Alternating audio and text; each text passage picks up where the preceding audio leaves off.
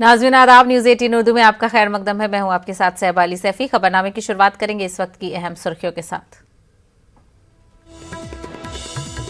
ज़राई कवानीन को वापस लेने की तजवीज को मरकजी काबीना ने दी मंजूरी। पीएम मोदी की सदारत में काबीना की मीटिंग में लिया गया फैसला।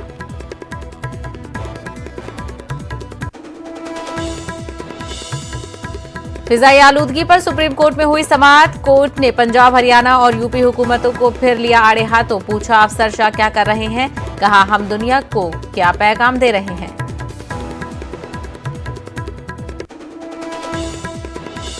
राहुल गांधी की मांग, कोरोना के आदाद-ओ-शुमार की सही जानकारी दे सरकार। कोरोना से फौत होने वालों के अहले खाना को 4 लाख रुपए का दिया जाए हर्जाना।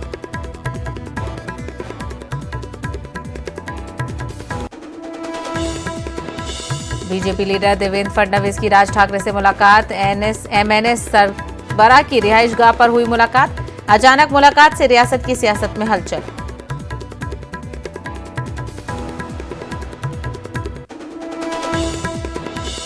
दो 2008 मालेगांव धमाका केस। मुंबई में एनआईए की खुसूसी अदालत में बीजेपी रुकने पार्लियामान साध्वी प्रज्ञा की होगी पेशी। मालेगांव धमाका केस में मुलजिम है साध्वी प्रज्ञा।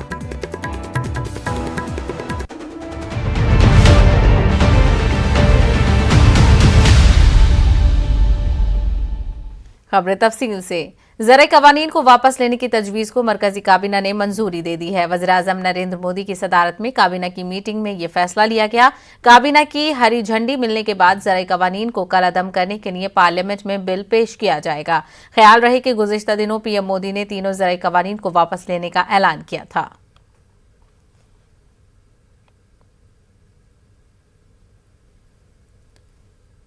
दिल्ली एनसीआर में फिजाई आलूदगी पर काबू पाने के लिए सुप्रीम कोर्ट ने मरकज और रियासती हुकूमत को मुनासिब कदम उठाने का हुक्म दिया है। अदालत ने 2-3 दिनों तक पाबंदी जारी रखने की बात कही और हवा के मेयार में बेहतरी आने पर इसमें बतदरीज ढील देने की हिदायत दी है। अदालत ने पंजाब, हरियाणा और उत्तर प्रदेश की हुकूमतों से पूछा है कि पराली के मसले से निपटने के लिए क्या इकदाम किए गए, इन रियासतों से कितनी पराली हटाई गई है और पराली जलाए जाने के नतीजे में पैदा होने वाले धुएं को कंट्रोल करने के लिए क्या तरीकेकार वज़े किए गए। पराली के मामले में अदालत ने अफसरशाहों को फिर आड़े हाथों लिया। अदालत ने कहा कि अफसर शाह क्या कर रहे हैं, वो खेतों में क्यों नहीं जाते, किसानों और साइंसदानों को साथ लें और फैसला करें। अदालत ने कहा कि पराली जलाने का इंतजाम आपको करना होगा, वरना ये बड़ा मसला बन जाएगा। सुप्रीम कोर्ट ने अलग अलग मौसम में आलूदगी की औसत सतह मुकर्रर करने के लिए गुज़िश्ता 5 बरसों के आदाद-ओ-शुमार की बुनियाद पर साइंटिफिक मॉडल बनाने की बात कही है, ताकि सूरत-ए-हाल खराब होने से कबल रोकथाम की तदबीर की जा सके। अदालत ने फरीकों से दरियाफ्त किया है कि आप वक्त रहते कार्रवाई क्यों नहीं करते, दिल्ली, हरियाणा ये मुसीबत क्यों झेलें। और याचिका सुप्रीम कोर्ट में दाखिल की गई है, जिस पर सुप्रीम कोर्ट 29 तारीख को सुनवाई करेगा। चरणजीत सिंह साहब हैं जिन्होंने एक अर्जी दाखिल की है। पराली को लेकर एक नई अर्जी आपने दाखिल की है, वो क्या है? Charanpal Singh Bagri. First of all, जो मेरी पिटिशन पहले भी हाई कोर्ट से ट्रांसफर होकर सुप्रीम कोर्ट आ रखी है, उसमें सारा सोल्यूशन जो है वो प्रोवाइड किया गया है। अभी तक जो गवर्नमेंट कर रही है वो ग्राउंड रियलिटी से कतई दूर है, इसीलिए तो इसका सोल्यूशन नहीं हो रहा इस ट्रबल का। फार्मर की कोई गलती नहीं है, फार्मर के पास कोई ऑप्शन नहीं है। अगर स्टबल जो पराली है खेतों में पड़ी रहेगी, गेहूं की जो फसल हम लेते हैं ये बिल्कुल नहीं हो पाएगी। किसान को सल्यूशन देने के लिए कोई यूनिवर्सिटी ने अभी तक कोई स्टेप नहीं लिया, और जो धान और ये फसल है राइस की, इसकी वजह से पंजाब, हरियाणा के पीने वाला पानी भी खत्म हो गया। वो वाली एक हफ्ते में 2 हफ्ते में पराली समेटनी है, रखने के लिए जगह नहीं है, तो इसीलिए जो स्टबल बर्निंग 20 दिन के लिए या 1 महीने के लिए करनी पड़ती है, मजबूरी बस। जो फार्मर की आपने बात की मैकेनिज्म की, अकेली मशीनरी ही कॉस्टली नहीं है, जो उस मैकेनिज्म को, मल्चर को, जितने रोटावेटर चलाने के लिए ट्रैक्टर चाहिए ना, 11 लाख का ट्रैक्टर चाहिए उसके लिए, और उसको जो जिसके किसान के ऊपर कर्जा कैसे लेगा उसको ऑपरेट करने के लिए। ये माना जाए कि सरकारें जो हैं वो किसानों के अगर साथ खड़ी होंगी तभी पराली की समस्या खत्म होगी।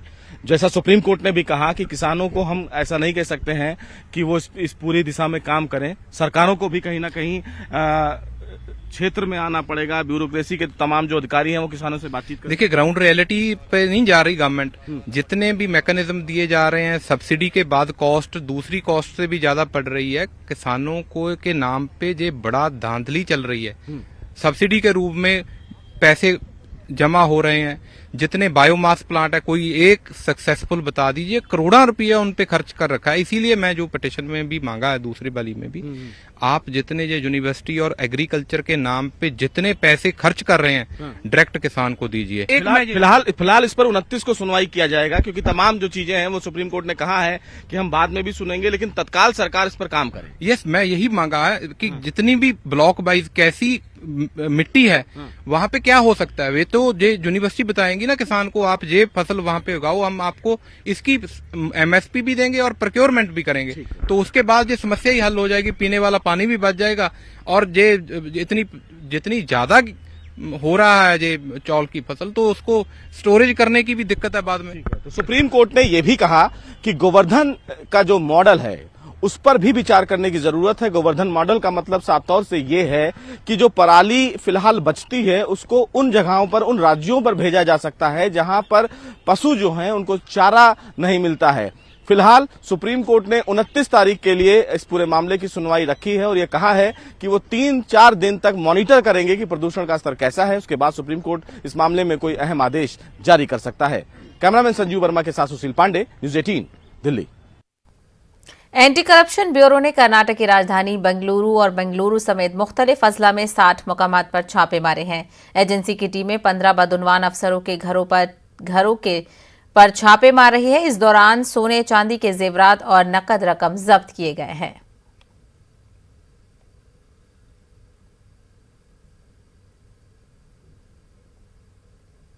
मध्य प्रदेश के रीवा जिले में मजदूरी मांगने पर दलित मजदूर का मुबैना तौर पर हाथ काट दिया गया। ये मामला 21 नवंबर को पेश आया था। कुछ लोगों ने 5,000 रुपए उजरत का मुतालबा करने पर झगड़े के बाद अशोक का हाथ काट दिया। पुलिस ने इस मामले में केस दर्ज करके 3 अफराद को गिरफ्तार भी कर लिया है। उधर डॉक्टरों ने मजदूर का कटा हुआ हाथ जोड़ दिया है। गुज़िश्ता दिनों डॉक्टरों ने मजदूर का ये मुश्किल ऑपरेशन किया।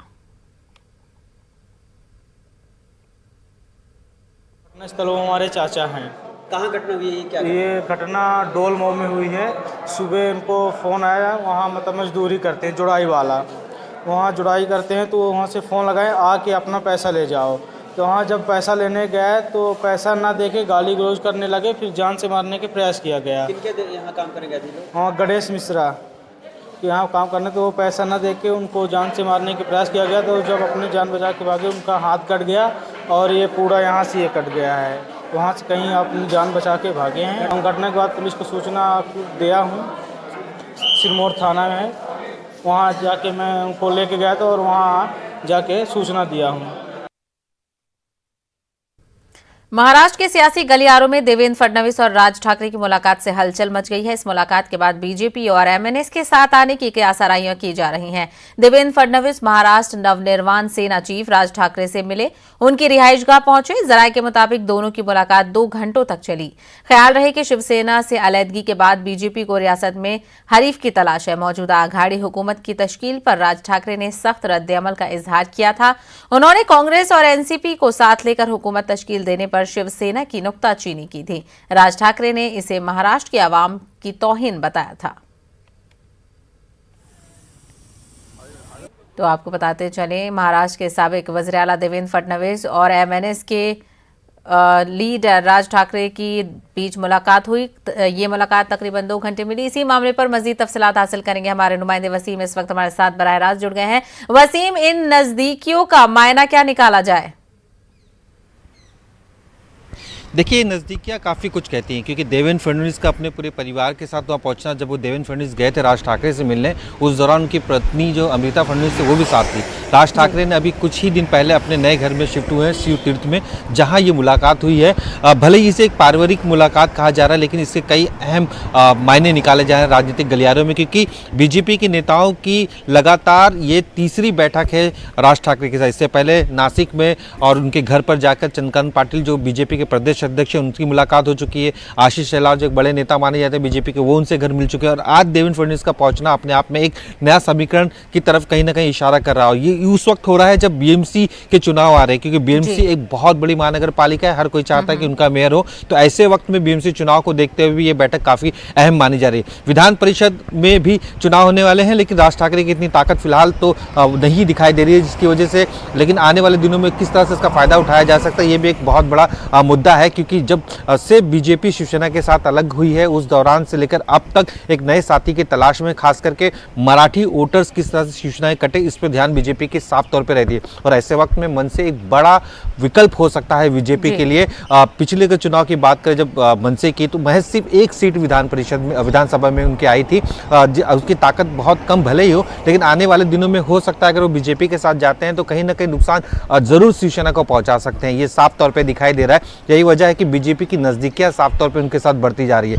ग्रामीण कई ऐसे इलाके हैं जहाँ पे मनसे के अब भी ताकत साफ तौर पे दिखाई देती है, वहां पे भी हो सकता है। और जिस तरह से मनसे ने पिछले कुछ दिनों में अपनी भूमिका बदली है, खास करके अब वो भी हिंदुत्व की लड़ाई के तौर पर लड़ रहे हैं और हिंदुत्व वाली पार्टी बनने की कोशिश कर रहे हैं।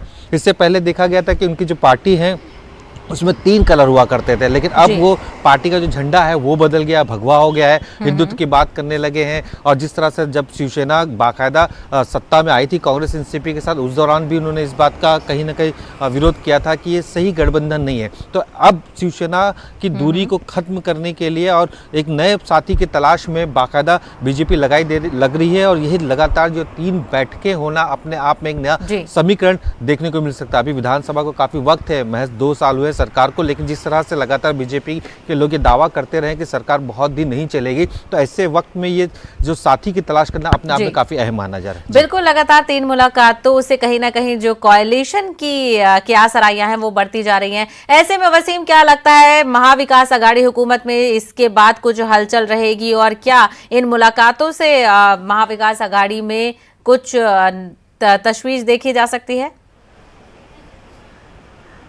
देखिए, जिस तरह से राज ठाकरे की छवि रही है, इससे पहले हमने देखा है कि शरद पवार के साथ काफ़ी उनकी नज़दीकियाँ थी। कई प्रोग्राम में दोनों एक साथ आते हैं और आज भी कई महाराष्ट्र के मुद्दे होते हैं तो राज ठाकरे बाकायदा उनसे मिलते हैं और उनसे चर्चा करते हैं। जिससे महाराष्ट्र में एसटी कर्मचारियों का आंदोलन चल रहा है, उसे भी लेकर राज ठाकरे ने शरद पवार से मुलाकात की थी। महाविकास आघाड़ी सरकार का नेताओं की अगर माने तो उन्हें कोई फ़र्क नहीं पड़ता कि मनसे और बीजेपी एक साथ चुनाव लड़े, उनका साफ तौर पर यही कहना होता है। लेकिन कहीं ना कहीं समीकरण बदलेगा ये भी वो जानते हैं। लेकिन सबसे बड़ी दिक्कत ये है कि बीजेपी के सामने अगर वो मनसे के साथ जाती हैं तो उनके जो वोटर्स है उस पर असर हो सकता है। क्योंकि एक वक्त ऐसा था जब मनसे की उत्तर भारतीयों को लेकर भूमिका काफ़ी निगेटिव थी और इसका असर उत्तर प्रदेश में जो होने वाले चुनाव है उस पर भी पड़ सकता है। कई मुंबई में जो उत्तर भारतीय हैं वो बड़ी पैमाने में बड़ी संख्या है उनकी वोटर्स की बीएमसी चुनाव में, अगर वो उसके साथ जाते हैं तो यहाँ इस मुलाकात को लेकर महाविकास आघाड़ी हुकूमत की तरफ से किसी का बयान सामने आया है, किसी का कुछ तनकीद वगैरह? देखिए, अब तक महाविकास आघाड़ी सरकार की तरफ से इस पूरे मामले से बचते हुए नजर आ रही है और उसे एक राजनीतिक तुल नहीं देना चाहती। क्योंकि हमने कुछ नेताओं से बात की और उनसे जानने की कोशिश की तो उनका साफ तौर पे कहना है कि कोई भी पार्टी हो उन्हें अपना जो अस्तित्व है बढ़ाने की ज़रूरत होती है और वो अपनी दिशा में काम करते हैं, उन्हें फ़र्क नहीं पड़ता। ये महाविकास आघाड़ी की सरकार एक साथ लड़ेगी, एक साथ चलेगी और आने वाले 5 सालों में जो भी डेवलपमेंट के काम करेंगे, इस तरह के उनके शब्दों का इस्तेमाल करते हैं। तो इस बात से भी बचते हुए नजर आ रहे हैं कि किस तरह से वो साथ में जाते हैं। क्योंकि लोग ये भी जानते हैं कि अगर शिवसेना मनसे और बीजेपी एक होती है तो किस तरह से वोटर्स बढ़ते हैं, तो उसका फायदा मनसे महाविकास आघाड़ी सरकार को भी हो सकता है। इस तरह के भी कैलकुलेशन यहाँ पे साफ तौर पर दिखाई देने लगते हैं। जी बिल्कुल, तो ये सियासी गलियारों की बातें हैं। मुलाकात को रिवायती बताया जाता है लेकिन इसके सियासी मतलब भी काफी निकलते हैं। फिलहाल आगे देखना होगा कि ये मुलाकात किस राह पर जाती है। वसीम, हमसे बात करने के लिए बेहद शुक्रिया। कोरोना वबा के दौरान बाहमी इमदाद और इन्हिसार का जज्बा मुस्तहकम हुआ है। मुल्क इस वबा से मुत्तहिद होकर मुकाबला कर रहा है।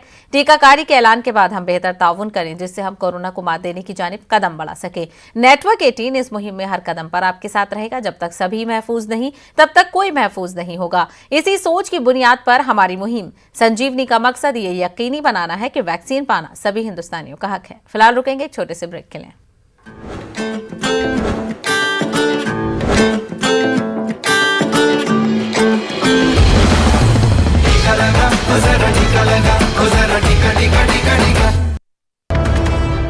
तो इस वक्त की बड़ी खबर आपको बता दें, अबू सालिम का करीबी साथी गिरफ्तार हो गया है। पुलिस को मतलूब हारिस खान गिरफ्तार कर लिया गया है।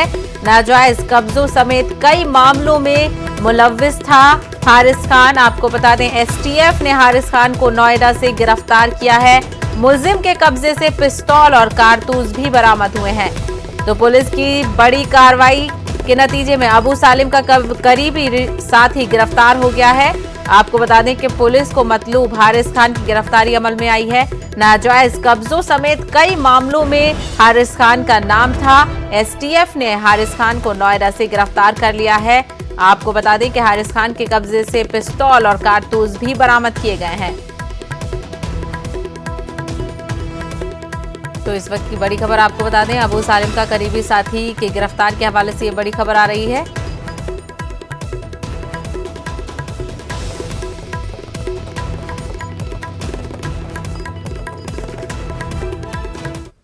दिल्ली की मशहूर व मारूफ दरगाह हजरत निजामुद्दीन के उर्स के तीसरे रोज भी ज़ायरीन की आमद का सिलसिला जारी रहा। कोरोना के दौर के बाद ये पहला मौका होगा जब उर्स पूरे जोशो खरोश और रिवायती अंदाज में मनाया जा रहा है। गुज़िश्ता 2 रोज से हजरत निजामुद्दीन रहमतुल्लाह अलैहि की दरगाह पर अकीदतमंदों की भीड़ नजर आने लगी थी। उर्स में हिस्सा लेने के लिए बैरून ममालिक से भी ज़ायरीन तशरीफ लाए हैं। हमारे नुमाइंदे ने सूरत हाल की जानकारी ली। औलिया की उर्स का आज तीसरा दिन है और अब से कुछ देर पहले यहाँ पर बड़ा खुलवा है।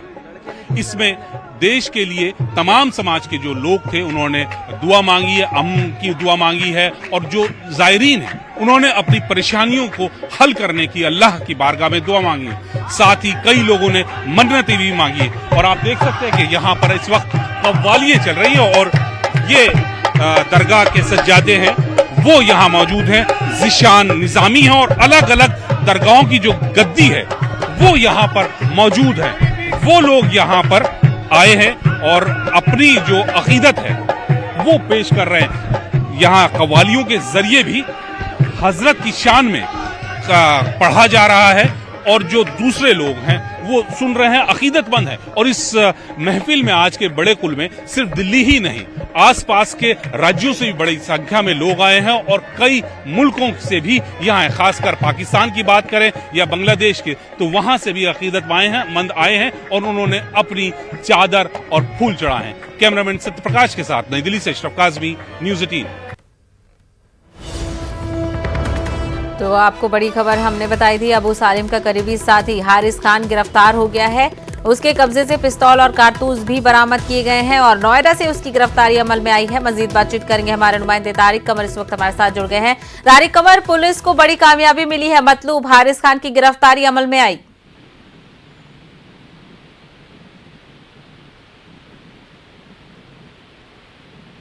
तो इस वक्त की बड़ी खबर आपको बता रहे थे, अबू सालिम का करीबी साथी हारिस खान को गिरफ्तार कर लिया गया है। पुलिस को बड़ी कामयाबी मिली है। नाजायज कब्जों समेत कई मामलों में हारिस खान का नाम मुलव्विस था। एसटीएफ ने हारिस खान को नोएडा से गिरफ्तार किया है। मजीद तफसील हासिल करेंगे हमारे नुमाइंदे तारिक कमर इस वक्त हमारे साथ जुड़ रहे हैं। तारिक कमर, पुलिस को बड़ी कामयाबी मिली है, बताइएगा और कुछ तफसीलात।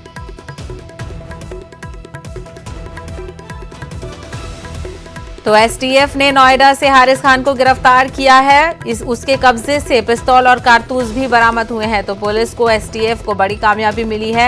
अबू सालिम का करीबी साथी था हारिस खान, जिसकी तलाश पुलिस को जारी थी और आखिरकार पुलिस ने कामयाबी हासिल की। हारिस खान को नोएडा से गिरफ्तार कर लिया है। नाजायज कब्जों समेत कई मामलों में हारिस खान का नाम मुलव्विस था और अब आखिरकार एसटीएफ ने कार्रवाई करते हुए हारिस खान को गिरफ्तार कर लिया है। नोएडा से उसके कब्जे से पिस्तौल और कारतूस भी बरामद किए गए हैं।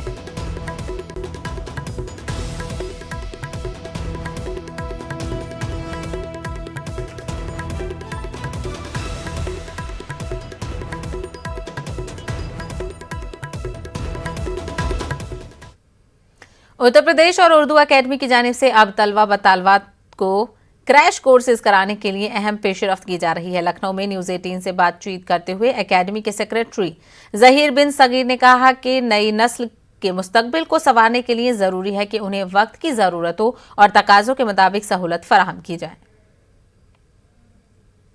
साहब, आजकल जो ये मेट्रोपॉलिटन सिस्टम है, बड़े शहर हैं, इसमें जगह की बड़ी किल्लत है और ऐसे में बच्चों को मतलब पढ़ने की जगह नहीं मिल पाती है। तो ये बड़ा खूबसूरत सा स्टेप उठाया जा रहा है स्टेप इन के उन्वान से।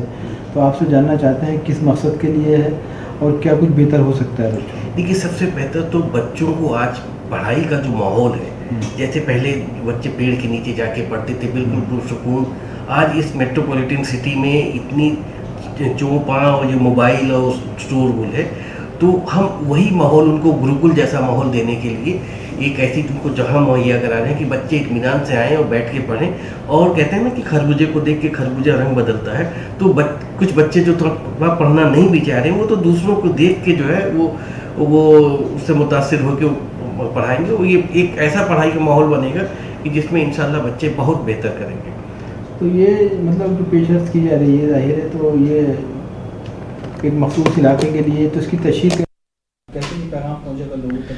भैया आप जैसे जो है जो ये मीडिया ही इसी के जरिए इसी मार्फत जो है कि आप इस बातों को दूर तक, आपकी बातें दूर तक पहुंचती हैं। बाकी जो है बच्चे जब इससे फ़ायदेमंद, इनको फ़ायदा होगा बच्चों को, तो खुद माउथ टू माउथ पब्लिसिटी इसकी होगी। स्टेप इन नाम की लाइब्रेरी मैंने सेटअप करी है हज़रतगंज में, और इसकी जो इसका जो असल वजह है वो ये है कि जो नीट और आईआईटी की जो कोचिंग करते हैं बच्चे, या जो लखनऊ यूनिवर्सिटी में भी पढ़ते हैं, वो जिन जगहों पर रहते हैं वो जगहें बहुत कंजस्टेड हैं और वहाँ पर बच्चों के पढ़ने का कोई प्रॉपर माहौल नहीं है। तो दिल्ली से इस वक्त की बड़ी खबर आपको बता दें, दिल्ली हुकूमत ने फैसला लिया है 29 नवंबर से सरकारी दफातर खुल जाएंगे। गोपाल राय का बयान सामने आया है। मुलाजमीन को पब्लिक ट्रांसपोर्ट इस्तेमाल करने की हिदायत दी गई है। 29 नवंबर से स्कूल और कॉलेज में तालीमी सरगर्मियों का आगाज शुरू हो जाएगा। तो फिजाई आलूदगी के पेश नज़र कई अहकामात दिल्ली हुकूमत की तरफ से किए गए थे, जिसमें वर्क फ्रॉम होम की बात भी कही गई थी। तो वहीं अब जो फैसला आया है, गोपाल राय का बयान सामने आया है जिसमें 29 नवंबर से सरकारी दफातर खोलने की बात कही गई है। वहीं मुलाजमीन को पब्लिक ट्रांसपोर्ट इस्तेमाल करने की हिदायत दी गई है। भारत के अपने शॉर्ट वीडियो शेयरिंग ऐप चिंगारी ने क्रिप्टो सोशल टोकन गारी के साथ क्रिप्टो करेंसी बाजार में धमाकेदार कदम रखा है। सुपरस्टार सलमान खान गारी के ब्रांड एम्बेसडर हैं। चिंगारी ऐप भारत में काफी मकबूल हो रहा है और सोशल मीडिया कैटेगरी में बेस्ट ऐप का खिताब भी हासिल कर चुका है। चिंगारी ऐप न सिर्फ कंटेंट क्रिएटर्स बल्कि व्यूअर्स, एडवर्टाइजर्स और डेवलपर्स सबकी कामयाबी की कुंजी है। गारी का इस्तेमाल मुस्तकबिल के इन ऐप करेंसी के साथ साथ गवर्नेंस टोकन के तौर पर भी किया जा सकता है। आइए जानते हैं टीना से, जो कि एक इन्फ्लुएंसर हैं। 2020 में #वोकल फॉर लोकल ये कैंपेन शुरू हुआ, जिसमें हम सभी क्रिएटर्स ने देसी ऐप्स को सपोर्ट करने के लिए बहुत सारे वीडियोस बनाए। पर प्लेटफॉर्म्स तो काफ़ी पॉपुलर हुए। एज अ क्रिएटर हमारी ग्रोथ काफ़ी एवरेज रही। ओनली चिंगारी इज़ द प्लेटफॉर्म जहाँ पर क्रिएटर्स के लिए कुछ अलग ही प्रोग्राम शुरू किया, वो भी मोनेटाइजेशन जैसी मोस्ट इम्पॉर्टेंट चीज़ को लेकर। गारी टोकन की वजह से क्रिएटर्स को गवर्नेंस पावर मिल रही है। हमारा कंटेंट जितना बेहतरीन होगा, हमें सीधा फ़ायदा होगा। अगर हमारा कंटेंट वायरल होता है, दैट मीन्स हमें जो फ़ायदा होगा वो भी ज़्यादा ही होगा।